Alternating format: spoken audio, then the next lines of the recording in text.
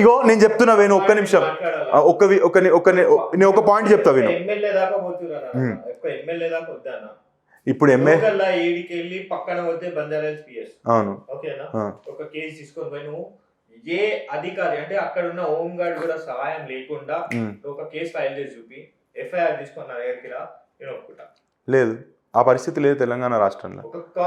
ఒక కామన్ వ్యక్తిగా నువ్వు పోయి ఇక్కడనే బంజారాహిల్స్ పిఎస్ ఉన్నది, ఈడికెళ్ళి పక్కనే పోయి ఒక ఎఫ్ఐఆర్, ఒక ఎవరి సపోర్ట్ లేకుండా ఒక ఎఫ్ఐఆర్ ఫైల్ చేసుకొని తీసుకుంటా.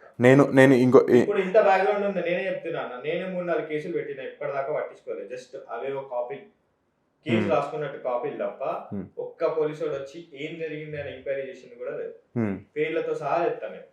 ఇంకోటి ఇంతకు ముందు అన్నదానికి నేను చెప్తాను, ఎమ్మెల్యే స్థాయిలో ఉన్న వ్యక్తులు ఒకప్పుడు లిటరల్గా they are equivalent to gods. అంటే ఏ సహాయం వచ్చినా మా ఎమ్మెల్యే గారు చేస్తారు అనే ఆలోచనలో జనాలు ఉన్నారు, ప్రభుత్వాలు ఉన్నాయి. నన్ను చెప్పని ఇప్పుడు ఎమ్మెల్యేల పరిస్థితి ఏంటంటే Kalyana Lakshmi, Shaadi Mubarak, CM relief fund చెక్కులు తప్పితే వాళ్ళు చేసే ఇంకొక పనే లేకుండా పోయింది. అది తీసుకొచ్చిన ప్రభుత్వాన్ని ఈరోజు విమర్శించి అరే వాళ్ళ స్థాయిని పెంచండి అనే ఆలోచనే మాది. మా ఫైటే దానికోసం. క్లారిటీ ఇస్తున్నాను. ఎమ్మెల్యే దాకా పోయినవన్నా, ఎమ్మెల్యే దాకా పోవడం దూరం మాట, ఓకేనా. నువ్వు ఒక ఎమ్మెల్యే దగ్గరికి పోవడం చాలా దూరం మాట. లోకల్ లో నాకు పోలీస్ స్టేషన్ కి పోలేవన్నా అని చెప్తున్నాను. అవును, వ్యవస్థ అట్లుంది. అవును, ఓకేనా. సో ఆ వ్యవస్థని కంట్రోల్ చేయాల్సింది మీలాంటి నాయకులు, ఓకేనా. ఏం కంట్రోల్ చేస్తారు ఫ్యూచర్ లో, ఏం గ్యారంటీ ఇస్తారు? ఇప్పుడు ఏమన్నా జరిగినా కూడా పోయి పిఎస్ లో పోయి నాకు జరిగింది అని చెప్పుకునే పరిస్థితి లేదు. నేనేమంటున్నా అంటే వేణు, మాలాంటి నాయకులు, ఎదుగుతున్న నాయకులు ఈ సంఘానికి ఏమైనా చెయ్యాలి, ఈ సమస్యల్ని ఎత్తి చూపెట్టాలి అని అనుకునే నాయకుల ఆలోచన ఎట్లుంటుందో నేను చెప్తా. నువ్వు అన్నో పోలీస్ వ్యవస్థ, హోంగార్డ్ దగ్గర నుంచి డీజీపీ గారి స్థాయి వరకు పోలీస్ వ్యవస్థ ఎక్కడ లూప్ లైన్లోనో లేకపోతే ఎక్కడ లూప్ హోల్స్ చూపెట్టలేని విధంగా అద్భుతంగా నడిచే వ్యవస్థ. ఎందుకంటే I respect every police men, but I am against the pressures on them. దానికి ఉదాహరణ మా సమస్య. నేను చెప్తాను.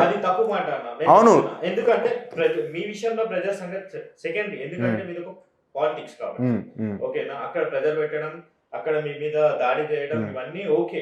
ఒక కామన్ వ్యక్తిది, నువ్వు పనిచేసేది ఒక కామన్ మ్యాన్ కోసం అన్నా, నువ్వు కూడా పనిచేసేది ఒక కామన్ మ్యాన్ కోసం, పొలిటీషియన్ పనిచేసేది కామన్ మ్యాన్ కోసం.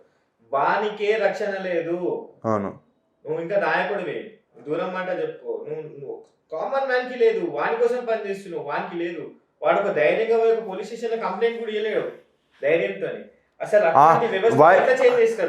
అట్లాంటి ధైర్యంగా ఒక సామాన్య మనిషికి, అంటే ఒక కామన్ సివిలియన్కి ఆ స్టేజ్ తీసుకురావడానికే మా ప్రయత్నం. మా ప్రభుత్వంలో ఇది జరుగుతుంది అని నేను ఎందుకు గట్టిగా చెప్తున్నా తెలుసా? నువ్వు అనొచ్చు ప్రభుత్వం కాడికి పోయినావా అన్నా నిజంగానే అని.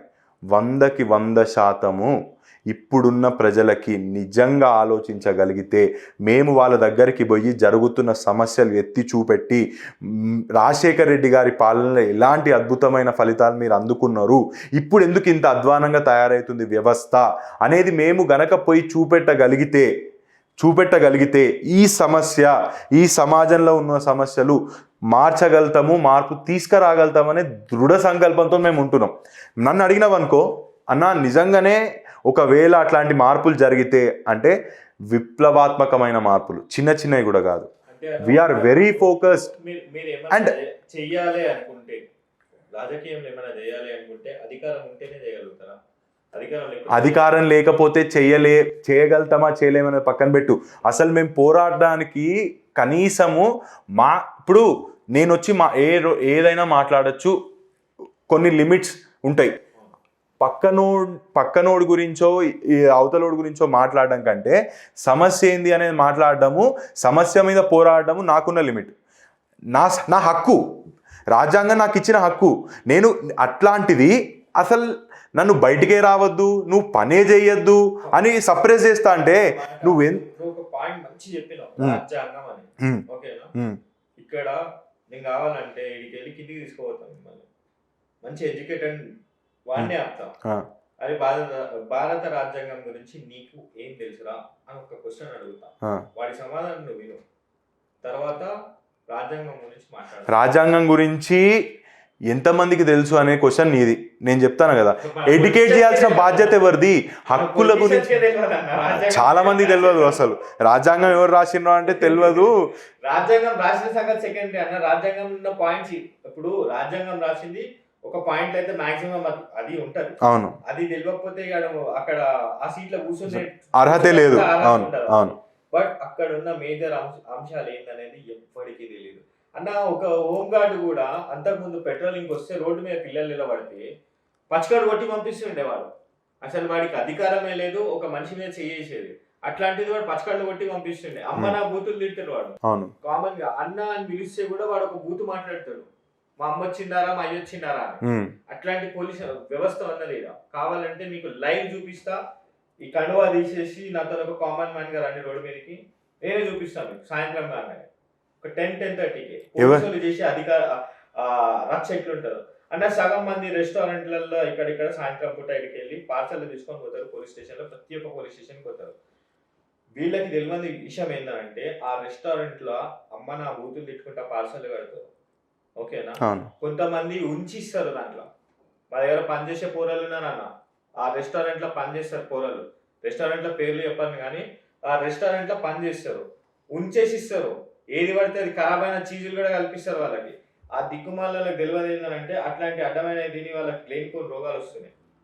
న్యాయంగా పనిచేస్తే అట్లాంటి రోగాలు రావు, మంచిగా ఉంటావు, నువ్వు కూడా మంచిగా ఉంటావు. ఒకరిని పని చేసుకొని ఇచ్చినావు అనుకో, ఒక నుసురు కొట్టుకుంటే ఏం కాదన్న. ఇక్కడ పోలీస్ వ్యవస్థ అట్లున్నది. అది మీకు తెలుసో తెలియదు మీకు, అంటే బయటికి వెళ్ళొచ్చారు కాబట్టి మీకు దీని మీద క్లారిటీ లేదు కాబట్టి చెప్తున్నా. సో పోలీస్ వ్యవస్థ అనే దాని మీద మీరు ఒక మర్యాద పెట్టుకుంటారు కదా జనాలలో, ఆ మర్యాద 0%. నేను ఇప్పుడు నువ్వు ఇప్పుడు అన్నదానికి నేను ఒక ఇట్లాంటి పోలీసులు ఉన్న దగ్గరనే, ఇట్లాంటి పోలీస్ వ్యవస్థ ఉన్న దగ్గరనే నీతి ప్రతి పోలీస్ స్టేషన్ ఉన్నారు. 100 మంది ఉంటే 100 మందిలో 90% వాళ్ళే ఉన్నారు, 10% మంచోళ్ళు ఉన్నారు. సరే, ఆ 10%ని 100% వైపు తీసుకురావడమే కదా సిస్టమ్. ఇప్పుడు దానికి సరే పోలీస్ వ్యవస్థ గురించి డిబేట్ పెట్టుకోవడానికి కాదు మనం ఇక్కడ కూర్చొని ఫస్ట్ థింగ్.